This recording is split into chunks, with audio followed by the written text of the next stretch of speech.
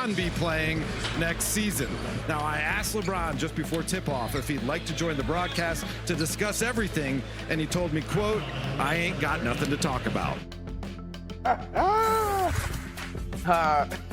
Woody, glad you're laughing because as our resident Super Laker fan, what's your concern about the relationship between LeBron and his organization right now? Well, LeBron rightfully should be kind of pissed at the Lakers right now. Don't give me this mess about saving cap space for 2026 or whatever. Like, you have LeBron and Luka right now. Like, you're just make the requisite moves right now.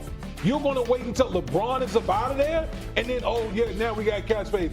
Miss me with all that. I don't want to hear it. Woody, it's not monopoly money, though. You got to make the money work. You just dropped $10 billion to buy the Lakers. Don't talk to me about cap space.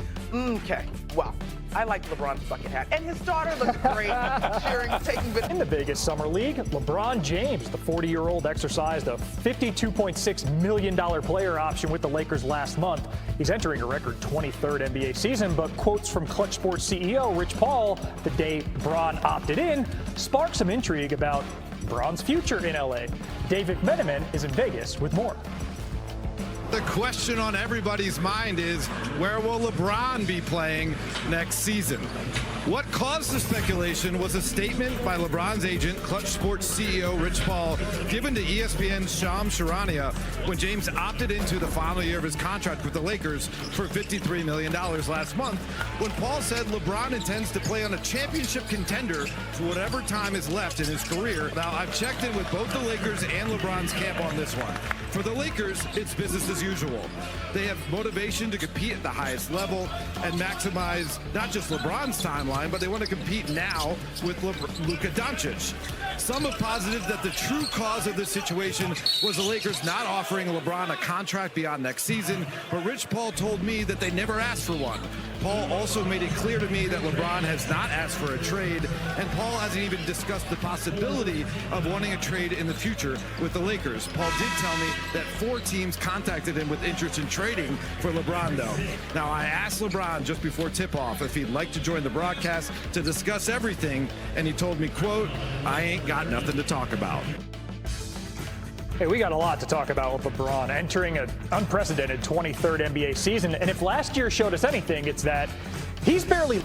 On Saturday, we saw the NBA's best rookies face off. The top 2 picks of the 2025 NBA draft, Cooper Flag and Dylan Harper, and it lived up to the hype. Flag exploded for a game-high 31 points, showcasing some electrifying dunks. Meanwhile, the number 2 pick, Dylan Harper, made his long-awaited debut after a minor groin injury, scoring 16 points in just 20 minutes. The two will play each other a lot for the years to come, and this is only the beginning. So to break down this 1 versus 2 matchup, we bring in our NBA front office insider, Bobby Marks. Bobby, what stood out to you the most about Cooper Flag's second Summer League performance? How much time do we have? I think what stood out is how much better he got from game 1 to game 2, and I think there's certainly a comfort level.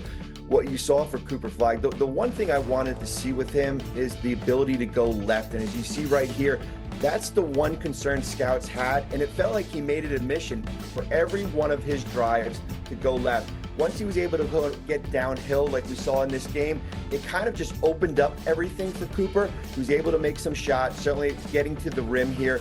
But as Summer League, as you know, it's about experimenting. It's about getting better each game, and I think we certainly saw that with Cooper Flag in game 2. Yeah, and to your point, Flag said after the game that they want to see him be more aggressive. So 8 for 13 at the free throw line is reflective of that, but he wasn't happy about his missed free throws. He said his mom is going to be upset with him, so you got to love that about him and his mom. Now, you mentioned the improvement of Flag from game 1 to game 2, so outside of that, who is one player that impressed you the most so far in the Summer League? Well, it's the one player we talked about a lot last year, and we haven't really talked about this year. It's Bronny James. And you're going to look at his box score the last 2 games, and it's 7 for 18, and he scored 22 points. What's impressed me the most is his defense. And I think we saw that last night against New Orleans, where he had 2 steals, he had a block here, and that's going to be his calling card as far as for him to get into the NBA is from a defensive angle here, as far as in a thin Laker backcourt. So I like what I saw with Bronny James. I like what I saw with Terrence Shannon Jr., who Minnesota is going to rely a lot on this year, especially with the loss of Nickeil Alexander-Walker. Yeah, that's what's so fun about Summer League. We get to watch these young players get a lot of run and improve throughout the summer. Bobby, we appreciate you waking up early with us. I mean, it is early in Las Vegas, and here you are. I hope you can get a nap in. Appreciate your time. Thanks. The better centers on the market. If DeAndre Ayton was a free agent before the buyout, he would have been probably the second best center in free agency behind Miles Turner. So it's an upgrade. We've been talking about getting them a center. I think now the big thing is now what's going to be the next move for this Lakers team, because that depth in that backcourt is awfully thin. Yeah, Tim McMahon, when you look at next moves, the Lakers, there's a lot going on with the Lakers right now. Some of it has to do with putting together the best possible team for this year, and some of it is bigger picture. When you're looking at the Lakers and the way they're operating right now, what stands out to you? I mean, the priority is the bigger picture, and the bigger picture is Luka Doncic. He's eligible to sign an extension next month. How does he feel about this? How does LeBron feel? That's not the priority. It's a potential headache, but it's not the Lakers' priority. It's about Luka. It's about trying to instill confidence in him that they can build a contender here, that there is a bright future in LA, and DeAndre Ayton may or may not be part of that. To this point in DeAndre Ayton's career, he's been a talented doofus, right? There's a reason this former #1 overall pick, who's an immensely talented, athletic, chiseled 7-footer, has been dumped by 2 franchises. Now, this is a golden opportunity for him to come in and prove he's willing to do the dirty work. He's willing to do the kind of things necessary to thrive with Luka Doncic. But again, it gets back to Luka Doncic is the center of the Lakers universe and the priority moving forward. Well, you always see talented doofuses go to LA and just lock in. You always see that.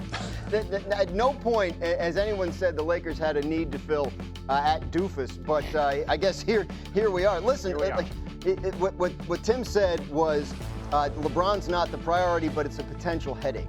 Like this is out there, and it's out there because Rich Paul put it out there. That's so right. we're not making too big a deal of this. This was brought up, but isn't the fact that Luka's the priority part of the issue? The Lakers are looking toward a future that probably doesn't have LeBron in it. How do you think this all plays out this summer? I mean, if you're talking about what the likeliest scenario is, I think the likeliest scenario is that LeBron James and Luka Doncic are playing together in September in Los Angeles, because there's not really a good logical option for LeBron James to do other than that. If he had wanted to truly explore the studio space and see where if he wanted to play somewhere else, he had a very easy way to do that, which was to opt out of his $52.6 million contract on Sunday. The fact that he did not do that, that he opted in, that he took the money, means that he's stuck in a situation now, or I shouldn't even say stuck, he's in a situation now where he's under contract, he has a no-trade clause, it's very difficult to trade him, and that, to me, leads to all signs pointing towards him and Luka remaining partners on a team that could still be very good. Sounds simple, but as we know, tell me all you want, and I believe you, like the most likely outcome is LeBron's on the Lakers this year. But it doesn't seem like anybody can get it to 100%, right? Like there's still something hanging out there. And when you hear Windy, who earlier in the week was pretty solid on that's where he's going to be, leave the door open a little bit. What do you think? You start imagining him on other teams? Yeah, of course you do. Which one? You have to. Well, first of all, like when again, I go back to the statement that Rich Paul said when he talked about wanting to have a team that can compete for a championship, when he wants to play for a championship. And as Wendy said, there's only 1 year right now. So this could be a farewell tour. So put all that stuff together, and you have to think, where is the fastest, easiest path to the NBA Finals for LeBron James? It's the place he has avoided his entire career. That's right, everybody. It's right here in New York. Oh, boy. I want to see, I dare him, I double dog dare him. Like, if you really, really believe in all the words you're saying right there, the one place that you